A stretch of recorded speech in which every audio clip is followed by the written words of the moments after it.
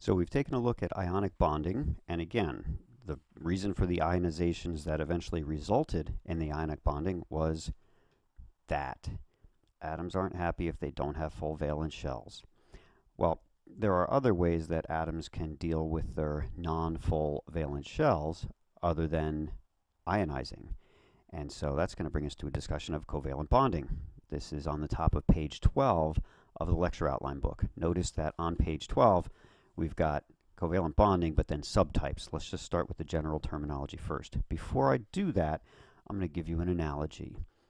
Stick with me on this one. This is going to seem absurd. This is going to seem ridiculous, but this is going to be a good analogy that helps you sort of internalize what covalent bonding is all about. Let's say there's my house and my neighbor's house. We live next door to each other. As homeowners, we're going to need to cut our lawn in the summer. We're going to need to clear the snow off the sidewalk in the winter. And so that means we're going to need lawnmowers and snow blowers. But lawnmowers and snow blowers is lawnmower, snow blower. These are expensive pieces of equipment, so we don't want to buy both of them. Let's say each of us can only afford one of the two. So I go out and I buy a lawnmower. And I can cut my lawn in the summer, and my next door neighbors can cut theirs because I'll loan my lawnmower to them. So this lawnmower kind of toggles back and forth. I technically own it, but we share, and therefore it's as if we both have a lawnmower, even though I'm the only one that actually purchased one. In the winter, they get a snowblower. And again, they use it when they need it, but also loan it to me when I need it. So this device toggles back and forth between the two of us, and it's as if each of us owns a snowblower when really only my neighbor owns a snowblower. So each of us brings one item to the situation here, but we almost trick each other into thinking that we own both, because they're so willing to loan me their snowblower, I'm so willing to loan them my lawnmower. We kind of have both. In other words, we're sharing. Now, think about why this works. This only works if we live next door to each other. If we don't, if my neighbor decides to move to California, all of a sudden, I don't have access to a snowblower. And all of a sudden, they don't have access to a lawnmower because they're too far away. So it's really the proximity, the closeness, the juxtaposition of the two of our houses that makes this work. Without that, if this gets too far apart, this doesn't work anymore. So we can share if the conditions are right, meaning if we're right next door to each other. This is really similar to what happens with atoms that don't have full valence shells when they want to find a way to fix that problem. One option they can take is they can share electrons rather than gaining or losing. We've already seen ionizations, the gaining or losing. Let's take a look at the other option, the option to share. Before we get heavily into that, I want to look at one particular atom just to use as an example, and I want to break it down a little bit in some detail, and that's the atom hydrogen. So you already know that hydrogen has a nucleus that consists of one proton,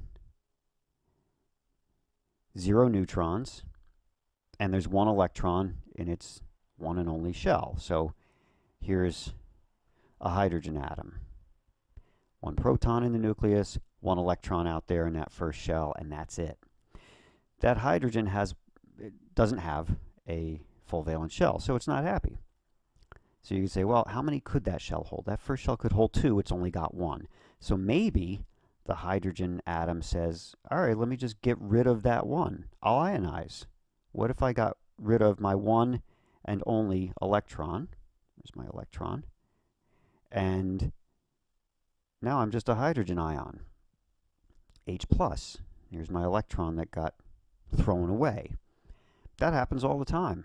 That happens in nature all the time. We're going to spend a lot of time in the very near future actually talking about the importance of hydrogen ions. By the way, just a little sidebar here. Think about another term for a hydrogen ion. If I have this hydrogen atom and I take away the only electron that it has, what's left? Just the proton, right? So the word proton and the word hydrogen ion, H+, mean exactly the same thing. They are synonymous. They are identical. It's just two ways to talk about the same thing. That's something that's going to be useful coming up. Thought I'd introduce it now. Anyway, that's one option. That's one way for that hydrogen to sort of fix its problem. Another option that also can occur is, what if you just gain one electron? Here's an electron that you might acquire from somewhere in your surroundings. It's negative, so now you have a negative charge. That negatively charged ion is referred to as a hydride ion. You already called that a hydrogen ion. You're going to call that a hydride ion. And this happens in nature. It's not as common as this, and honestly, for this particular course, we're probably never going to mention this again. I just wanted you to know that it could happen. So there's two ways that the hydrogen can solve its problem. But there's still another way. Let's take a look at a couple of hydrogens and see what they might do. Again,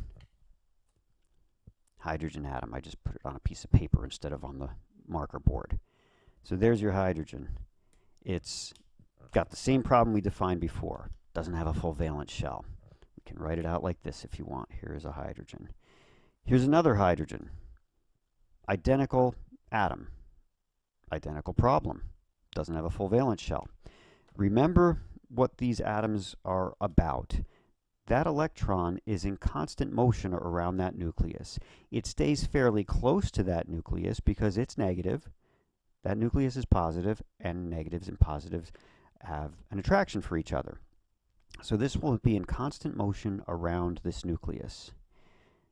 Same is true over here. This electron is in constant motion around its nucleus.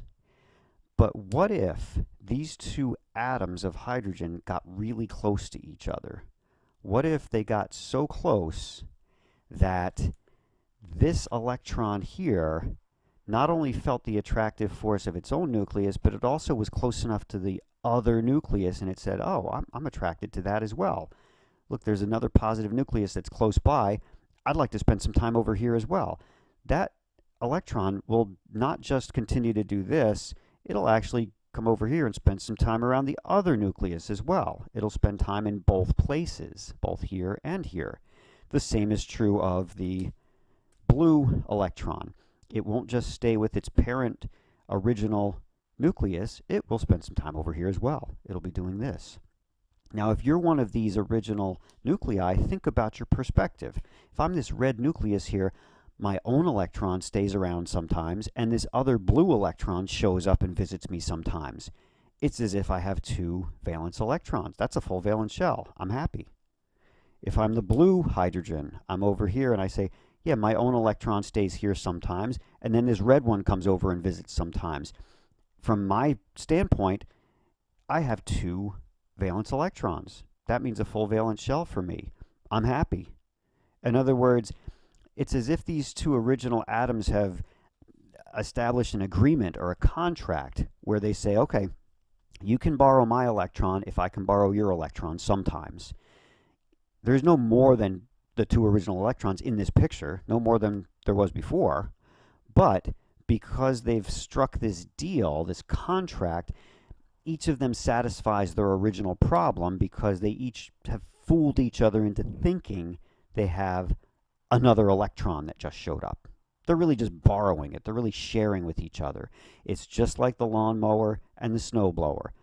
I only had one of those pieces of equipment. My neighbor only had one of those pieces of equipment, but because we're right next door to each other and we're free to loan those electrons or those pieces of yard equipment back and forth, this works. If my neighbor moves to California, it doesn't work anymore. If these two nuclei get further apart than this doesn't work anymore. I'm back to having two original separate hydrogen atoms that have their original problem back again. But if I let them get that close, this works.